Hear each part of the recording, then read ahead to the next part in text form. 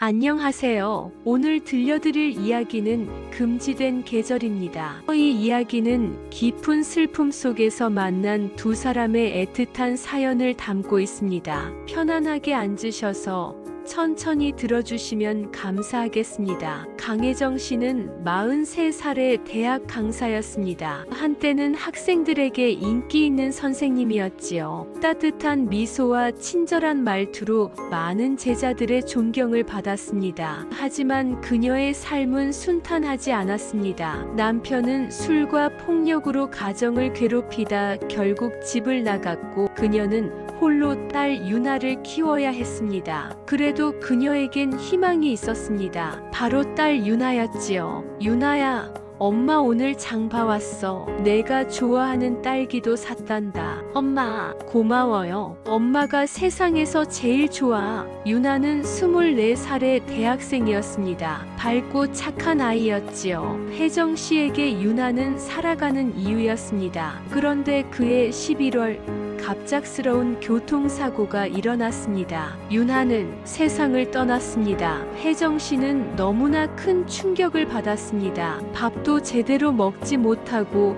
잠도 이루지 못했지요. 세상이 무너진 것 같았습니다. 유나야, 엄마를 두고 어디 간 거니? 엄마는 어떻게 살라고? 장례식장에는 많은 사람들이 찾아왔습니다. 친구들, 선생님들, 친척들. 그런데 그 중에서도 유난히 눈에 띄는 청년이 하나 있었습니다. 27살쯤 되어 보이는 청년.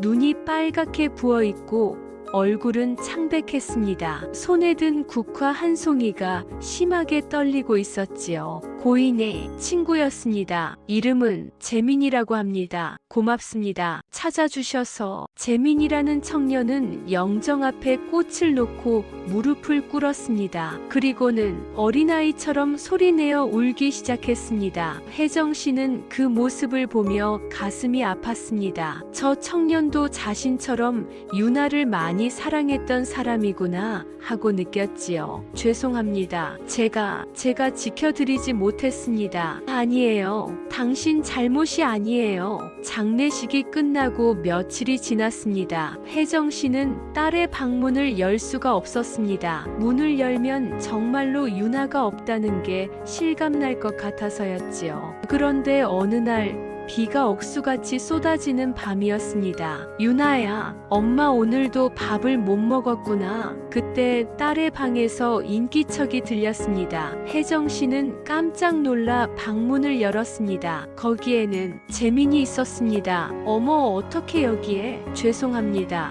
유나가 혹시 모를 때를 대비해서 열쇠를 하나 줬었습니다. 어머니 힘드실까봐 제가 조용히 유나 물건들을 정리하려고. 재민은 손에 유나의 낡은 곰 인형을 들고 있었습니다. 혜정 씨는 그 모습을 보자 눈물이 쏟아졌습니다. 우리 윤희가 그렇게 당신을 믿었구나. 네, 유나는 제게 세상에서 가장 소중한 사람이었습니다. 그런데 지켜드리지 못했어요. 두 사람은 유나의 방에 나란히 앉았습니다. 재민은 조심스럽게 책장에서 일기장 하나를 꺼냈습니다. 어머니, 이걸 읽어드려도 될까요? 그래요. 읽어주세요. 재민은 떨리는 목소리로 유나의 일기를 읽기 시작했습니다. 3월 15일. 오늘 재민 오빠가 생일 축하한다고 케이크를 사왔다. 엄마한테는 비밀인데 오빠는 나보다 나이가 좀 많다. 하지만 오빠는 나를 정말 소중하게 대해주신다. 내가 슬프면 같이 슬퍼해주시고 내가 기쁘면 더 크게 기뻐해주신다. 우리 윤희가 행복했구나. 네, 저도 행복했습니다. 그날 밤 두 사람은 한참을 울었습니다. 같은 사람을 사랑했고 같은 사람을 잃은 두 사람. 그 슬픔이 두 사람을 이어주고 있었습니다. 그 후로 재민은 자주 찾아왔습니다. 처음엔 일주일에 한 번, 그 다음엔 며칠에 한 번, 그러다가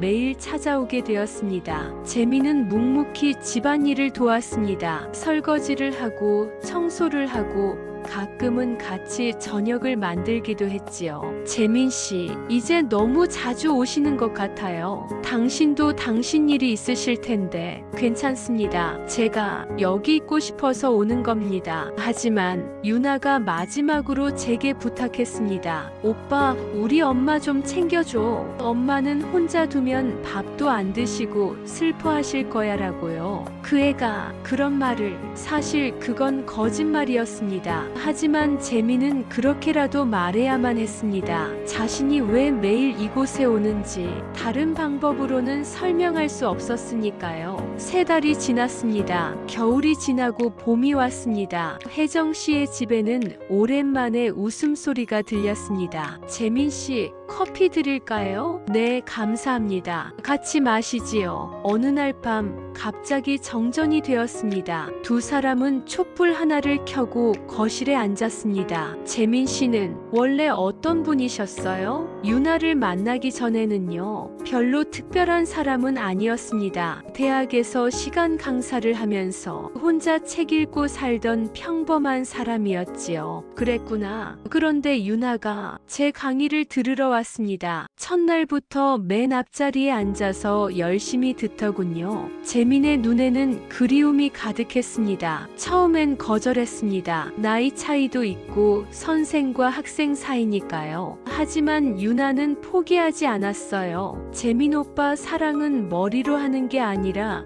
마음으로 하는 거예요 라고 말하더군요. 그의 답이네요. 우리 윤희 말투 그대로예요. 한참의 침묵이 흘렀습니다. 재민 씨, 솔직하게 여쭤봐도 될까요? 네, 말씀하세요. 지금 여기 오시는 이유가 정말 유나 때문만인가요? 촛불이 흔들렸습니다. 아닙니다. 시간이 멈춘 듯 했습니다. 처음엔 유나를 그리워하는 마음으로 왔습니다. 그 아이가 사랑했던 어머니를 지켜드려야겠다고 생각했지요. 하지만 지금은요? 지금은 어머니가 보고 싶어서 옵니다. 어머니 목소리가 듣고 싶어서 이렇게 매일 찾아오는 겁니다. 안 돼요. 우린 안 되는 사이예요. 저는 어머니 없이는 살 수가 없습니다. 그날 밤 바람에 촛불이 꺼졌습니다. 어둠 속에서 두 사람의 숨소리만 들렸습니다. 혜정 씨는 더 이상 거부할 수 없었습니다. 1년 넘게 혼자였던 외로운 시간들, 그 모든 외로움이 한순간에 무너졌습니다. 미안해요. 유나야, 엄마가 잘못했어. 유나야, 우릴 용서해줘. 두 사람은 서로를 꼭 껴안았습니다. 죄를 짓는 것 같으면서도 동시에 구원받는 것 같았습니다. 2달이 지났습니다. 혜정 씨의 집에는 오랜만에 평화가 찾아왔습니다. 재민 씨, 오늘 유나 사진 앞에 꽃새로 갈아놨어요. 튤립이네요. 유나가 좋아하던 꽃이지요. 맞아요. 어렸을 때, 그때 갑자기 현관문이 거칠게 열렸습니다. 이게 무슨 꼴이야? 당신, 왜 여기? 소문 다 났더라. 당신이 죽은 딸의 남자친구랑 살림 차렸다며? 함부로 말씀하지 마십시오. 니네가 뭘 잘못했는지 알아? 세상이 가만 안 둬. 내가 다 퍼뜨려 줄 테니까. 전 남편은 비틀거리며 나갔습니다. 끝이에요. 다 끝났어요. 아닙니다. 우리 함께 이겨내요. 하지만 다음 날